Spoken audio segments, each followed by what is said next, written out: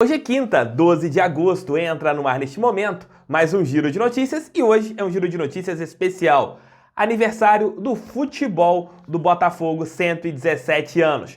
Parabéns, meu amor! O Almoço com TF terá um vídeo especial a respeito desse tema, mas agora é um Giro de Notícias / mini pré-jogo, porque o pré-jogo terminará dentro do almoço, vou explicar tudinho aqui pra vocês. Mas, Botafogo, feliz aniversário. Que o Botafogo, ele sempre nos dê alegrias, dá tristeza? Sim. Nos irrita? Sim. Mas se não fosse o alvinegro, eu não conheceria vocês não estariam permanentes dentro do meu dia a dia. Então, feliz aniversário, meu amor, Botafogo de Futebol Regata. E eu venho recebendo algumas perguntas a respeito por que esses vetos do Bolsonaro foram ruins. O Botafogo divulgou uma nota, TF, daquilo que tinha sido colocado no projeto inicial voltar. Vou falar tudinho nesse nosso giro de notícias. Além disso, com os resultados da rodada, o Botafogo não tem chances de entrar no G4 neste meio de semana. Poderá acontecer no final, mas pelo menos nesta rodada, o máximo que o Botafogo pode chegar é na quinta posição, isso dependendo do jogo do CRB hoje à noite.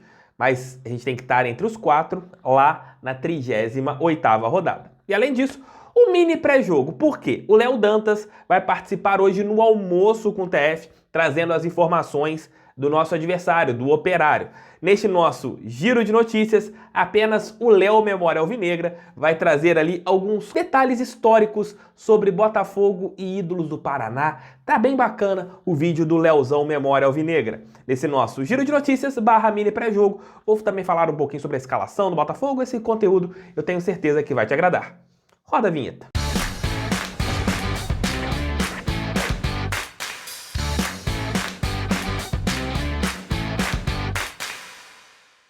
Durante todo o vídeo você vai ver que o dia está errado ali. Então eu venho aqui me justificar, porque você vai acompanhar agora o nosso giro de notícias / pré-jogo com a data errada. Então assim, no começo do vídeo já tem uma reta do canal do TF, do Thiago Franklin.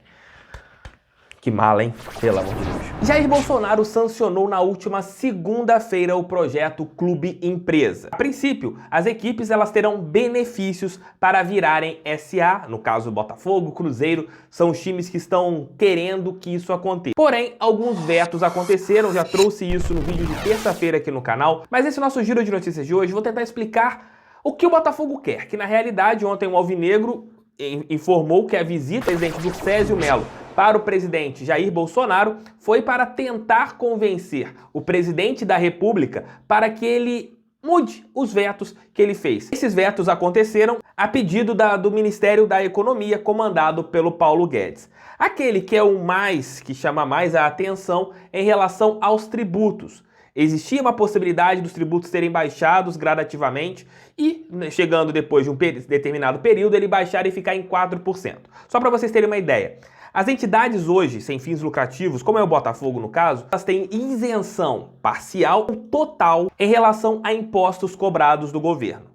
Com os clubes virando empresa, hoje no caso de duas equipes, vou colocar de Série A, que são SA, Cuiabá e Bragantino, Red Bull, elas pagam o que uma empresa normal paga. De repente você tem a sua empresa aí, você paga aquela tributação, é o que um time de futebol tem hoje. E devido a isso, não existe um incentivo para que as associações elas mudem, saiam de associação para clube empresa.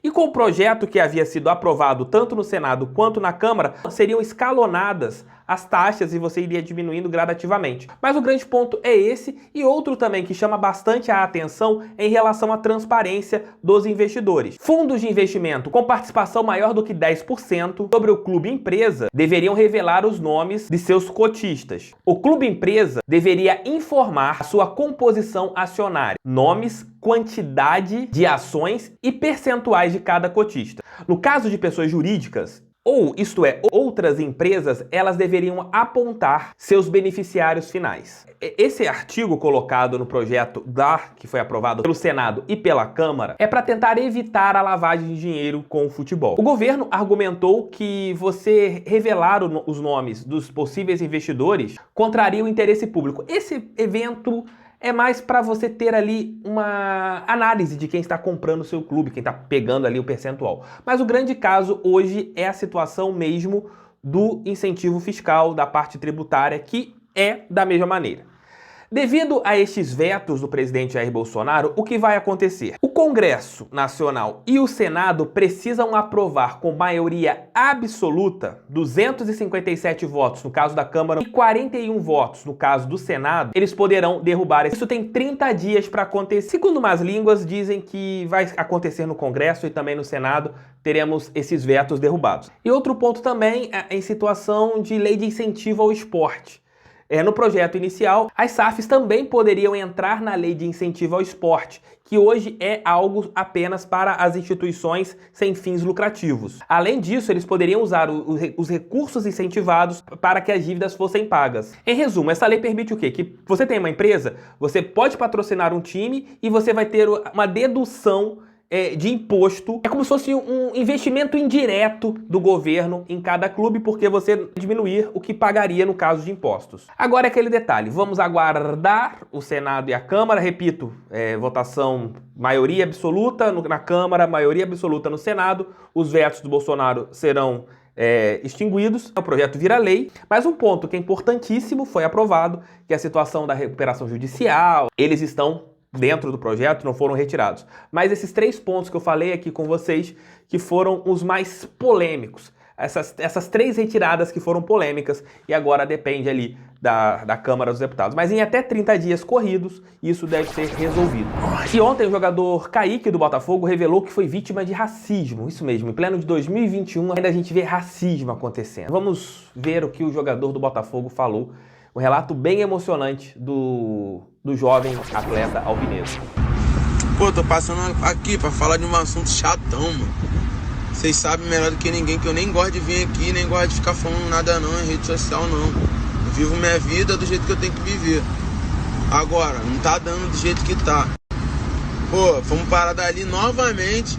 Os polícias fizeram inúmeras perguntas tendenciosas, insinuando, ou em outras palavras, que éramos bandido, que éramos traficante, que éramos usuários de droga. Não pode ser preto, tá num carro maneiro. Não pode ser preto, tá num lugar maneiro. Não pode ser preto, tá com a meta no bolso. Entre outras coisas aí que vocês já sabem. Tô passando aqui pra mostrar a minha indignação, tá ligado? Porque, tipo assim, mano, a gente rala pra caramba pra conquistar tudo que a gente tem hoje. A gente rala pra caramba pra viver bem, pra dar uma coisa boa pra nossa família. E a gente tá passando por essas coisas aí, não tem mais. Então, como eu tô falando, fui parado, fui tratado como bandido. O amigo que tá aqui comigo também foi tratado como bandido por morar na favela. E eles pensam o quê? A gente é trabalhador, pô, a gente acorda cedo, a gente vai atrás, a gente vai na luta. Não cai nada do céu, não. Tem que acabar esse negócio. Tô vindo aqui falar porque vocês também têm que expor a indignação de vocês. Vocês têm que expor a indignação de vocês, porque como acontece comigo o tempo todo, quantas pessoas mais devem acontecer? Nós estamos juntos.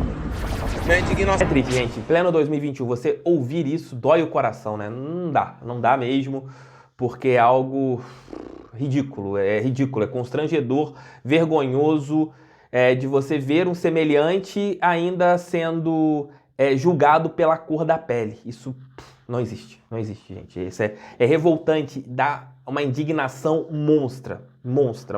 Força, Kaique, força, e que realmente quem sofrer algum tipo de ação como essa, divulgue, fale. Quanto mais for falado, tomara a Deus que menos casos horrorosos como estes aconteçam, porque não dá para você aceitar racismo, aceitar qualquer tipo de preconceito em pleno 2021. Não dá mesmo.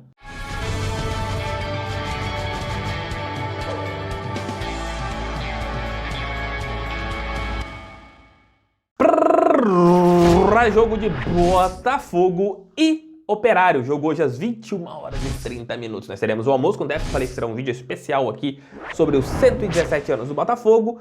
E também um trechinho que o Léo Dantas vai colocar o que ele tem a respeito do Operário apenas hoje no almoço com o TF. Então teremos pré-jogo em 2 etapas neste vídeo, que é o Giro de Notícias, e também no almoço com o TF.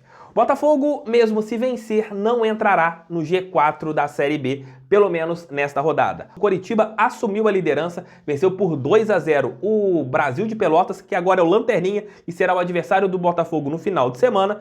E o jogo também importantíssimo ali, com uma briga direta pelo acesso, o Sampaio Corrêa venceu em casa a equipe do Náutico por 2-0, além do jogo do Cruzeiro, que terminou 2-2. Amanhã nós teremos análise da rodada, não vou passar todos os resultados. Isso quer dizer o quê? Com os resultados, por hora, o Botafogo não entrará no G4 mesmo vencendo o Operário. Porém, a diferença é que no começo dessa rodada eram de 2 pontos, passará a ser de 1. Isso mesmo, não importa o resultado do CRB. Ficará 1 ponto de entrar na zona de classificação para a Série A do Campeonato Nacional. O Botafogo deverá ter algumas modificações ali. Provavelmente o Oyama será o jogador que vai ocupar a vaga do Chay. Então, com isso, o Botafogo deverá mudar um pouco a sua equipe taticamente. Ou vai jogar no 4-1-4-1, ou vai manter o 4-4-2, com Pedro Castro talvez fazendo a posição do Chay, jogando um pouco mais à frente ali, próximo ao Rafael Navarro. Particularmente, não gosto do Pedro Castro jogando essa função. Aliás, particularmente, Pedro Castro não tem jogado nada.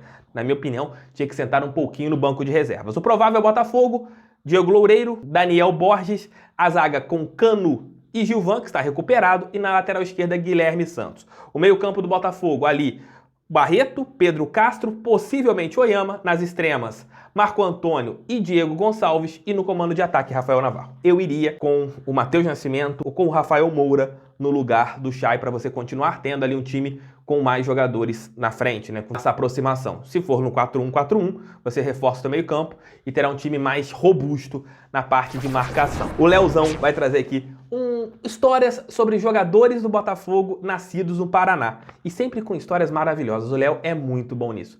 Fale aí, Léo, comenta aí sobre jogadores nascidos no Paraná.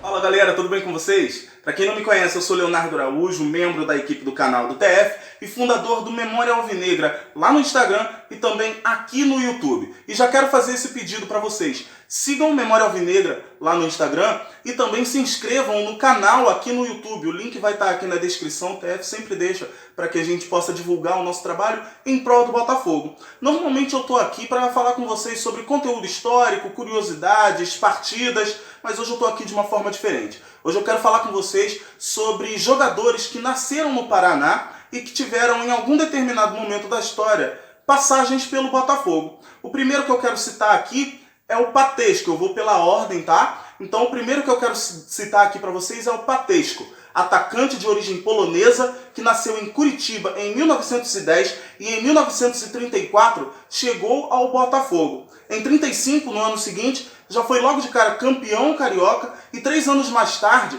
foi com a seleção brasileira para a Itália disputar a Copa de 1938.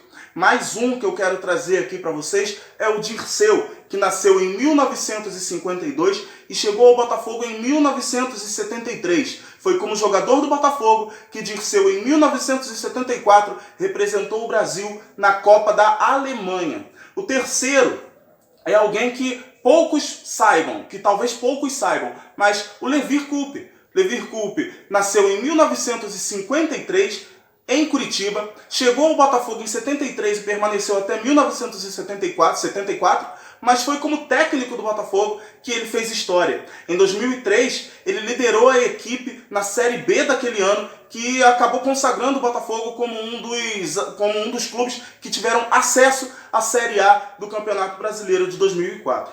Trazendo um pouco mais para o presente, eu quero trazer aqui o Juninho, que no início dos anos 2000 chegou ao Botafogo. Ele nasceu em 1982 na cidade de Venceslau Braz, chegou ao Botafogo em 2005 e em 2006 foi campeão carioca pelo clube.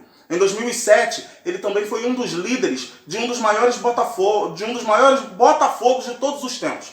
Eles, junto com o Lúcio Flávio, junto com o Jorge Henrique, Dodô, fizeram o torcedor alvinegro vibrar muito, com muitos gols, com boas partidas, sempre jogando para frente. E um companheiro do Juninho aqui não poderia faltar. Lúcio Flávio, que hoje faz parte do comitê, da comissão técnica permanente do Botafogo, jogou na equipe entre 2006 e 2010, conquistou o título Carioca de 2006 e o Carioca de 2010, ao lado de Louco Abreu, Herrera e companhia. Nasceu em 1979 e também é um ídolo da equipe do Botafogo. O torcedor alvinegro gosta muito dele. Esses são 5 jogadores que eu queria trazer para vocês aqui, que nasceram em cidades paranaenses, mas que em determinada história passaram pelo Botafogo e deixaram algum tipo de legado pra gente. Leonardo Araújo, para o canal do TF. É isso, sigam aqui as páginas do Léo na nossa descrição, hein? Na nossa descrição. Lembrando o quê? Tem almoço com o TF e hoje, 23 horas e 30 minutos, a live pós-jogo de Botafogo e Operário.